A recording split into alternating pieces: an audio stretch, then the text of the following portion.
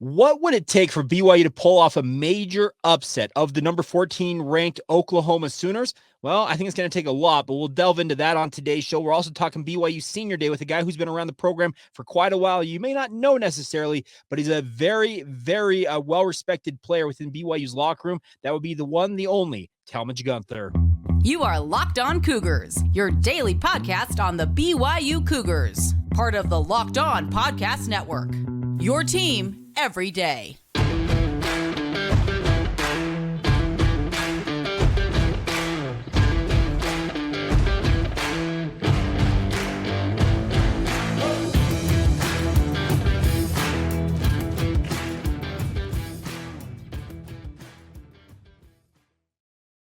What's up, everybody? I'm Jake Hatch, your host here on Locked On Cougars, your resident BYU insider. Thank you for making Locked On Cougars your first listen of the day. Thank you to all of you who are everydayers with us right here on the Locked On Podcast Network. Of course, this is your original daily podcast focused on all things BYU. And a huge thank you to all of you for your continued support of the podcast. Today's show is brought to you by our friends over at Prize Picks, because Prize Picks is the largest daily fantasy sports platform in North America. They want to let you guys have an opportunity to up to 25 times your bet amount, courtesy of your friends at Prize Picks. Daily fantasy sports made easy.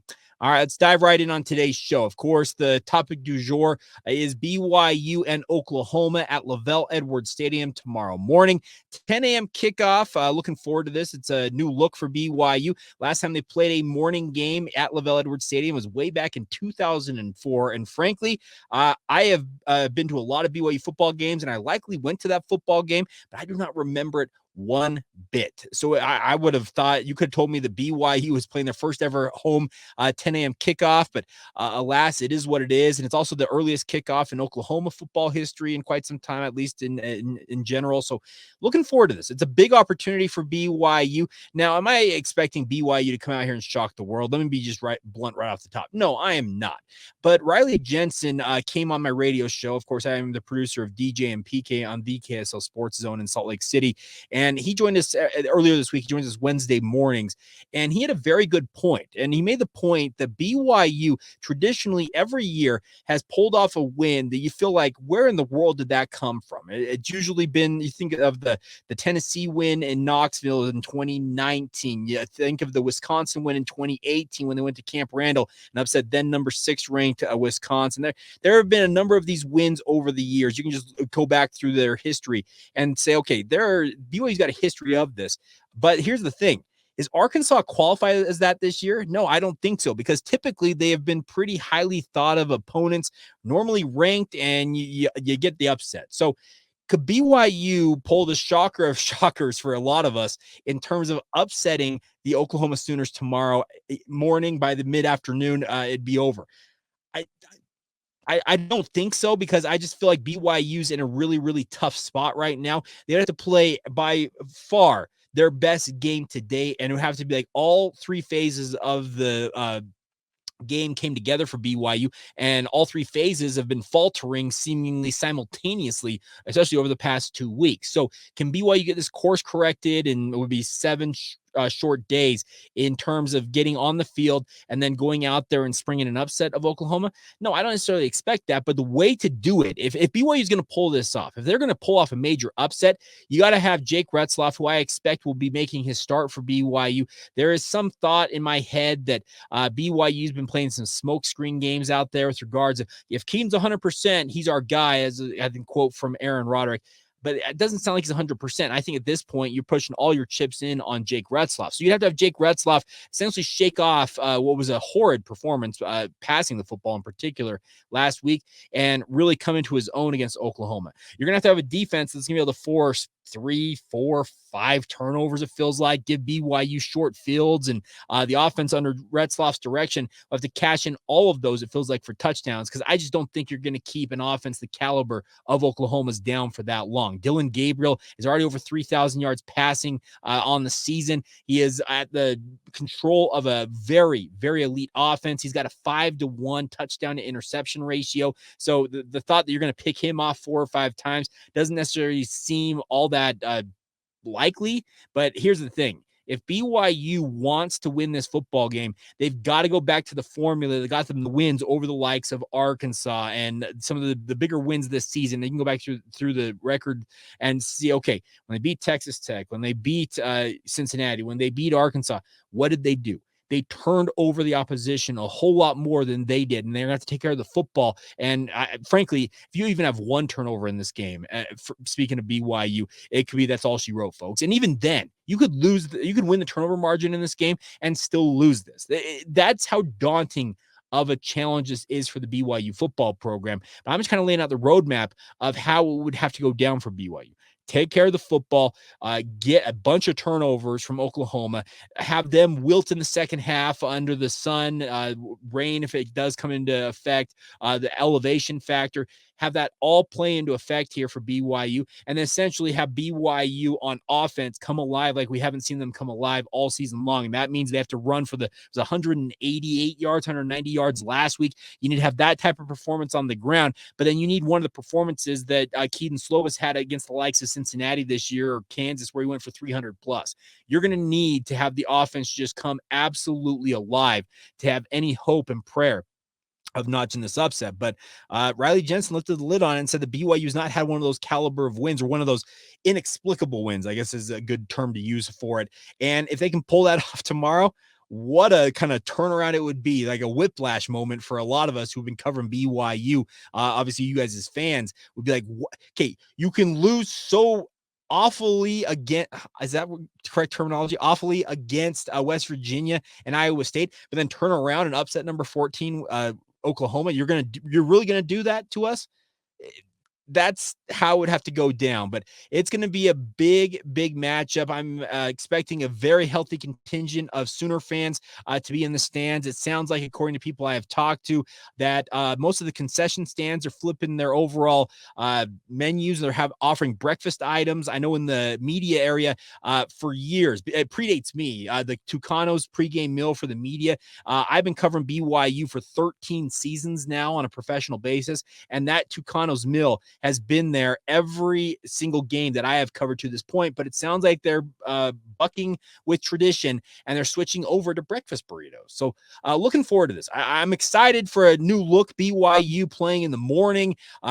We'll see what the weather holds. I know that the forecast has kind of been holding the rain in the forecast somewhere between 30 and 40% all week long. We'll see if it plays a factor. If it does, the rain comes down, that gives you the opportunity to strip that ball out in particular a little more heavily. And obviously, if you get hits on the quarterback, that ball could pop up in the air. It feels like if you're going to pull it off, that's how it's going to have to be. It's kind of have to be the hallmark of what BYU's done this season, but even to a higher degree than they've already done it. And we'll see if it ultimately shakes out that way, or if BYU drops to 5-6 on the season, having lost 5 of 6 games, 5 of 6, be disappointing in and of itself. But nonetheless, that's why what you signed up for. That's the thing. Aaron Roderick, I really appreciated him when he spoke to the media earlier this week. He's like, this is what we wanted. This is what we signed up for. We knew it wasn't going to be easy. We knew we were going to get our tails kicked at times, but at the same time, you got to be out there and competing better than BYU's been competing the last 2 weeks. So at minimum, I am hopeful that BYU will proverbially get up off the deck and show they got some fight in them. I don't want to see them roll over on senior night. I know that there are 30 guys being honored on senior day tomorrow. All 30 of those guys do not want to have their final home game at BYU be an absolute butt whipping at the hands of the Oklahoma Sooners. So we'll see how the Cougars hold their own, if they can hold their own against OU. But at the same time, I'm expecting a better effort from BYU at minimum. If not, you know what? Then it's probably all she wrote, and we can expect going to Stillwater next week, BYU's all but melded in, and 5-7's on the horizon. That's kind of the feeling I get in terms of this game. Now, with regards to senior day, there's a lot of guys being honored, and one of them you hear referred to often is a guy by the name of Talmage Gunther. He has been an unsung cog in BYU's offense, doing a lot of the dirty work's probably the wrong term, but doing a lot of the little things out there, just searching for any and all playing time he can get, being on special teams, running scout team stuff over his time as a Cougar. I had a great chat with him earlier this week to talk about what was potentially his final game in a BYU uniform. It was really really, really fun to catch up with him. Had a lot of good thoughts on his time at BYU as a guy who's has seen the birth of 2 of his kids while he's been a student athlete at Brigham Young University. Really, really fun conversation. We'll get to that here in just a moment.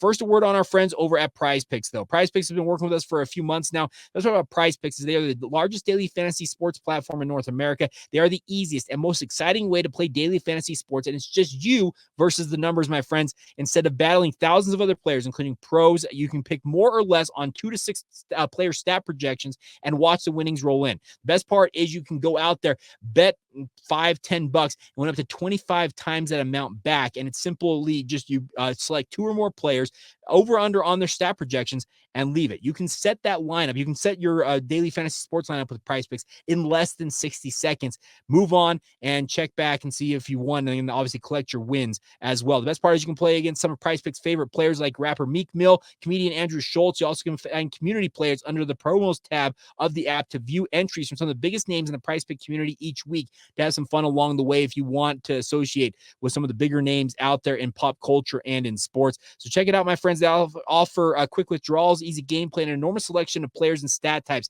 including basketball and football. It's what makes Prize Picks the #1 daily fantasy sports app. So take advantage of it now, my friends. Go to prizepicks.com/lockedoncollege. That's prizepicks.com/lockedoncollege. Use the promo code lockedoncollege for first deposit match of up to $100. Once again, that's prizepicks.com/lockedoncollege, and use that promo code lockedoncollege for a first deposit match of up to $100. Once again, it's all courtesy of your friends at Prize Picks, daily fantasy sports made easy. Thank you once again for making Locked On Cougars your first listen of the day. Hope you guys are all doing well on this Friday. Thank you to all of you who are everydayers with us here on the podcast. Time now to let you guys hear a conversation that I had earlier this week after BYU football practice with Talmage Gunther, a guy who was nearing the end of his time at BYU. Probably hasn't necessarily played as much as he would have liked to in a BYU uniform, but you can tell this is a guy that has been a big piece, a big part of the BYU football program, even if he's not been an outright star on the actual gridiron on game day. I have heard, I don't know how many of his teammates over the years refer to this kid with the utmost reverence and praise for how he handles his business. So really wanted to get to know a little bit more about Talmage Gunther. I had a great chat with him. So without further ado, here you go. BYU wide receiver, Talmage Gunther, right here on the Locked On Cougars podcast. You've been around this football program for quite a while, and senior day upcoming against Oklahoma. What are your feelings as you approach potentially your final game as final home game as a BYU Cougar? Yeah. Oh man, it really hit me after last Saturday. Like, I got to play a lot there in the fourth quarter, and it hit me after the game. I was like, dang, like, this potentially I only get to do this one more time. So it's going to be really cool, especially to play a really high-quality opponent like Oklahoma. It's going to be special, and I think we have the team to go and do something special on Saturday, and so I can't wait. It's going to be a great day. Is that kind of the rallying cry right now for you guys? Like, your 5 wins, it's like you need to get one more to extend the season to another game. Is that kind of the whole thought right now? Just focus on the here and now.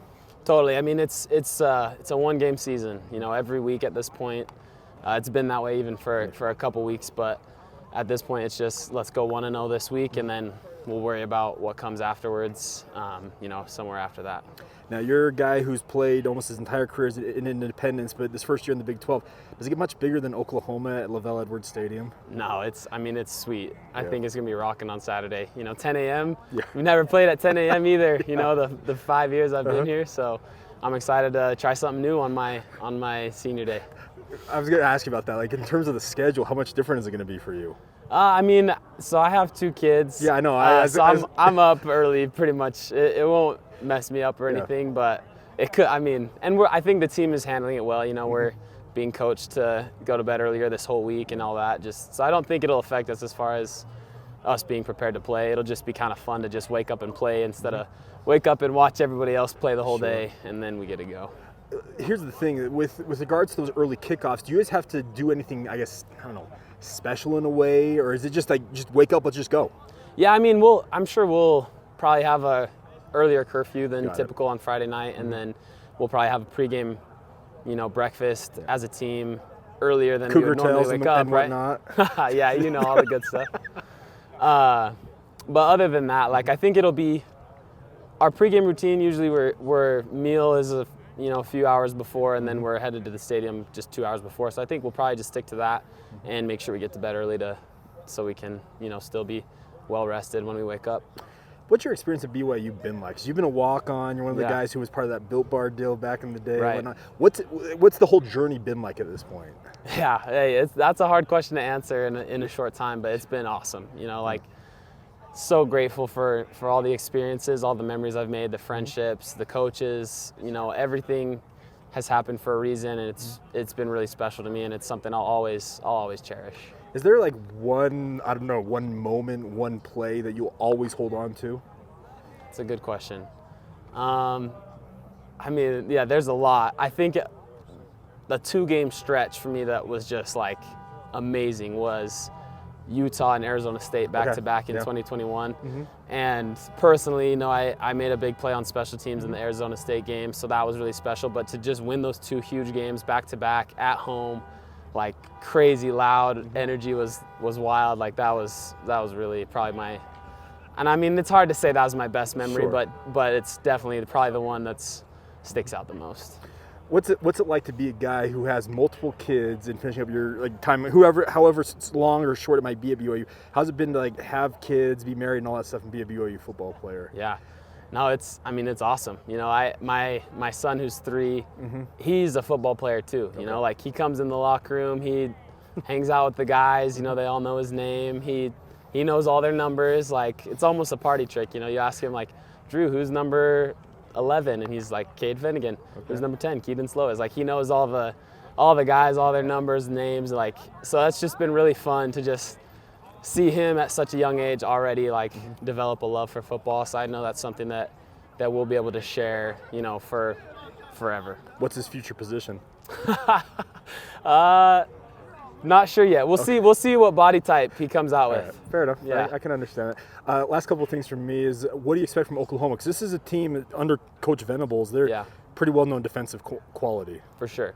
Yeah, no, we expect them to come out. They're going to play hard. They're going to do a lot of different things on defense that, will try to make things hard for us. But I think, the coaches are preparing us well. I think we'll have a really good game plan and put our best. Let's try to, come out and put our best product on the field on Saturday and just take it, one play, one series at a time, and let's go. You got any idea what your emotions are going to be? Yeah, I don't know. It's interesting to think about. Yeah. I think, though, that it's going to be mostly just gratitude. As I think about it, I'm going to look around and just be like, what a special experience for me. I've wanted to do this since I was a kid, and here I am doing it, and whether my role is exactly what I dreamed of as a kid or not, that doesn't matter. I'm out here with some of the best guys I've met and just having a great time.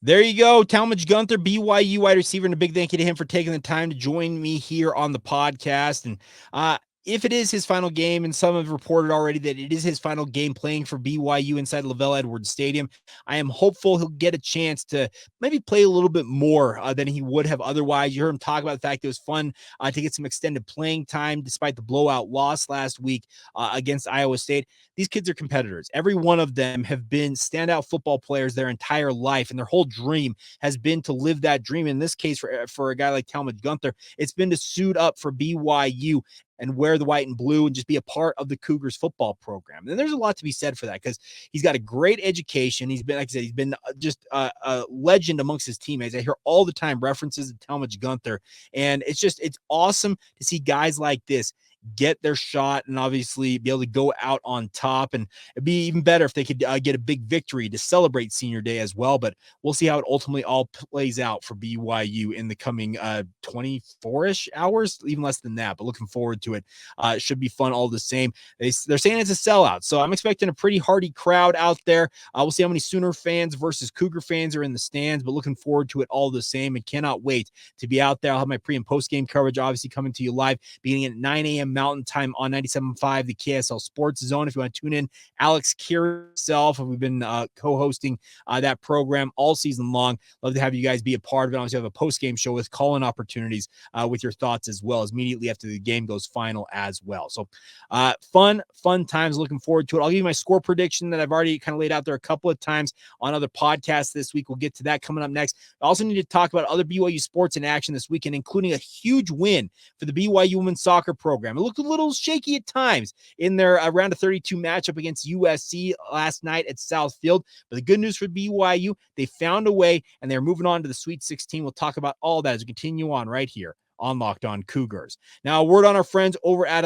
Athletic Brewing. Of course, Athletic Brewing is fit for all times. That's the terminology they love to use. The best part about this is Athletic Brewing has completely changed the non-alcoholic beer game. They make non-alcoholic beers that actually taste good. They have full flavor and are well-crafted, just like a full-strength beer. The best part is they are great tasting and award-winning and beat out full-strength beers in international competitions. Think about that, my friends. Non-alcoholic beer beating actual beer in these competitions. They brew over 50 styles of craft non-alcoholic beers, including IPAs, Goldens, sours, and more. So no matter what you're looking for, they've got an option for you guys. And of course, as they say, they're fit for all times. You drink them anytime, anywhere, and make any activity more enjoyable, like watching your kids' game, watching a college or a pro game, tackling work, working out, all of it available to you guys, doing it. No hangovers ever with our friends over at Athletic Brewing. So give it a shot, my friends. Your first-time customers can go online to athleticbrewing.com and get 15% off your first order by using the promo code Locked On. You also can find their non-alcoholic brews at a store near you. Buy online once again at athleticbrewing.com using promo code LOCKEDON for 15% off at athleticbrewing.com. Near beer, of course, exclusions and conditions may apply. The Athletic Brewing Company, fit for all times. Today's show is also brought to you by our friends over at UCCU. Now, UCCU has been working with us for, it's been quite a while, but they have got a fantastic app. It's called the Learn and Earn app. It's part of the UCCU mobile banking app that's paying your entire family to learn about money. We all want to be smarter when it comes to our finances. They have broken down these financial topics into fun, bite-sized educational games featuring quizzes and trivia. And every time a family member completes a topic, you earn points that accrue and can be redeemed for gift cards to many stores like Amazon, Apple, Sephora, Walmart, Nike, and many more. There's age-appropriate content for every member of the family. You can compete against one another and track your progress on leaderboards as well. Learn and Earn is available inside the UCCU mobile banking app, so play it anytime, anywhere. And of course, the more you learn, the more you play, the more you learn, and the more you learn, the more you earn. Simple as that. It's all a part of UCCU's award-winning Be Money Smart Youth Banking Program, helping kids, teens, and parents have fun while becoming more financially literate together. It's all courtesy of your friends over at Utah Community Credit Union. Love where you bank. Thank you once again for joining us here on Locked On Cougars and making it your first listen of the day. Hope you're having a great day once again, getting ready for game day. Hope you have some good plans, whether it's to tailgate or I don't know what you're planning on doing for BYU in Oklahoma. But there's other games going on this weekend for other BYU sports as well. Let's start off with the women's soccer program. They got a 1-0 victory or 1-0 victory over USC last night. The number 1 seed BYU moves on to the Sweet 16. A huge win for BYU because they now advance, and obviously they're trying to live their dream as a national title contender this season, their first season in the Big 12. Who knows if that's ultimately how it's going to go down for BYU, but the good news is the Cougars have more than held their own. It was a fantastic goal from Bella Folino to break the deadlock in the 58th minute for BYU to get that victory, and congratulations to her on scoring that goal. It's always fun to score game winners, obviously, no matter what sport you happen to be playing in. So BYU will advance. They will host Michigan State tomorrow. They would take on number 5 seed Michigan State. They defeated Harvard 1-0 at Southfield earlier on Thursday. It's the first time that Michigan State has advanced to the Sweet 16 in their own right, and they'll be at 6 o'clock when these two teams, speaking of BYU and MSU, will square off at Southfield. It'll be on Big 12 now on ESPN+. So tune in if you want to watch that after BYU football wraps up, maybe just before you head out to the Marriott Center to watch BYU basketball. Now, speaking of BYU basketball, come off a huge win over Southeastern Louisiana. One of the better performances, just top to bottom from the get-go. BYU absolutely trounced the Lions. I didn't know this immediately after the game, but Southeast Louisiana was picked to win the Southland Conference and potentially punch their own ticket to the NCAA tournament. That's a pretty good win for BYU to be as dominant as they were, 105-48.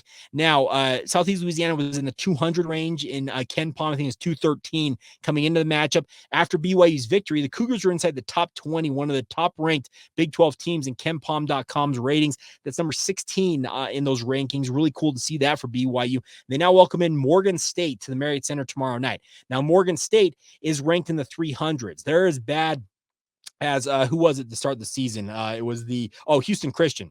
Houston Christian was 362. Morgan State just a touch higher than them at 345 in the KenPom.com rankings. This should be another opportunity for BYU to really just run their record to 4-0. There's a lot of these games, no offense to any of these opponents in this non-conference slate for BYU, that are dogs. They're coming to get a game check, and you wish them well and pat them on the head and move along the way. Now, next week, though, BYU does play in the Las Vegas as a shootout or whatever they're calling it down there in Sin City. They will take on Arizona State on Thanksgiving night, and then obviously have another opportunity against a high-level opponent on Friday night. Those are two big games for the roster, or it's for the roster, for the players, but more important for the NCAA tournament resume. If you want to win those games, have them on the docket. Those go with the San Diego State win as ones that you can point to and say, hey, we're good enough here. Now, the interesting part about KenPom.com's rankings, he's got BYU sitting potentially at 10-8 in Big 12 play currently. Now, there's still a long way to go until BYU even tips off Big 12 play, but I'm saying this right now. If BYU goes above 500, even sits at 500 when it comes to Big 12 action this season, I would be stunned if BYU did not make the NCAA tournament. Like I said, there's a lot of work and a lot of games to be played. And you got to go out there and prove your mettle, be able to prove that you can win in those big games against the Big 12. But if BYU goes anywhere near 10-8 in the Big 12, as KenPom.com's rankings suggest for the Cougars, that's an NCAA tournament team, and that would be absolutely phenomenal for Mark Pope and his squad to accomplish that year one in the Big 12. He'd actually be a really, really nice feather in the cap of a guy who, frankly, I've been down on Mark Pope at times in the recent past, and for him to bounce back in that way would be awesome to see. So we'll see what happens. So that'll be a 7:00 tip-off inside the Marriott Center. I do have some tickets for you guys. I need to double check this. I'm actually going to do this while I am checking on this. But the biggest thing is that BYU has an opportunity to just push their record to 4-0. Now, are they ever going to get ranked, it feels like, at any point?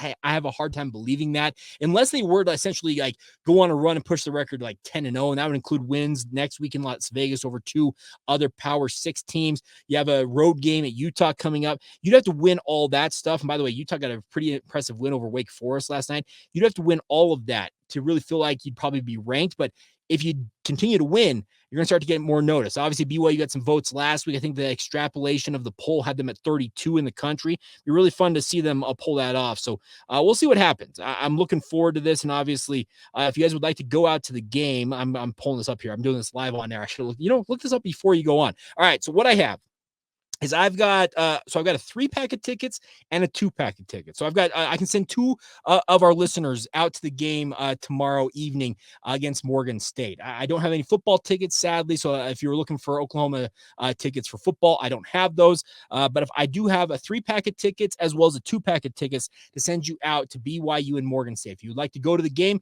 send us an email, lockedonbyu@gmail.com. We'll assign you a number, put you in a random number generator.